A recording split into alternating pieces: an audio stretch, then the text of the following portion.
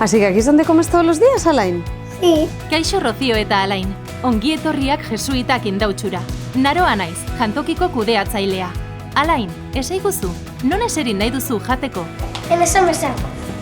Egunero sukaldatzen dugu zure ikastetxeko sukaldean. Hemen bertan. Eta janaria zure tokira bero iristeko, orga berezi batzuk erabiltzen ditugu. Beroa zerbitzu osoan zehar mantendua ahal izateko. Javier, badakigu zure alaba nahia alergikoa dela eta lasai egon zaitezkeela esan nahi dizugu. Pues sí, era una de nuestras principales preocupaciones, pero estamos tranquilos sabiendo que hay un equipo de nutricionistas y protocolos específicos para niñas alérgicas como Naya e incluso bandejas de distintos colores para evitar confusiones. Lasai egon zaitezke. Jantokia hezkuntza integralerako gunea da. Ikasleen autonomia sustatzen dugu. Bakoitzak bere erretilua hartu eta modu independentean zerbitzatzen zaizkie. Kaixo Asier, kaixo Ane, batxillergoko ikasleak zarete. Jantokian zuen egunerokoa nolakoa den kontatuko diguzue?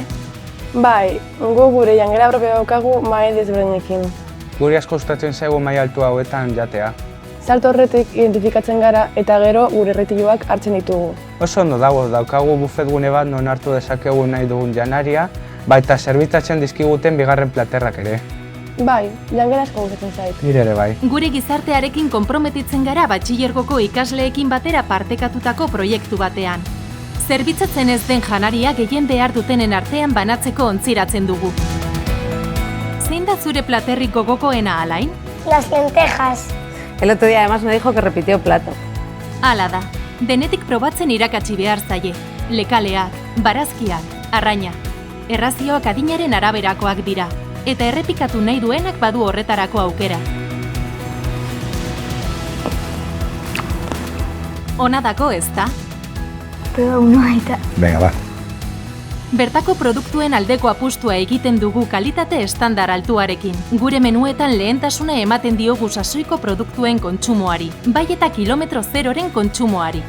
Gainera, ikasleen gurasoek eta tutoreek eskuratute aplikazio mugikorra jantokiarekin komunikatua ahal izateko.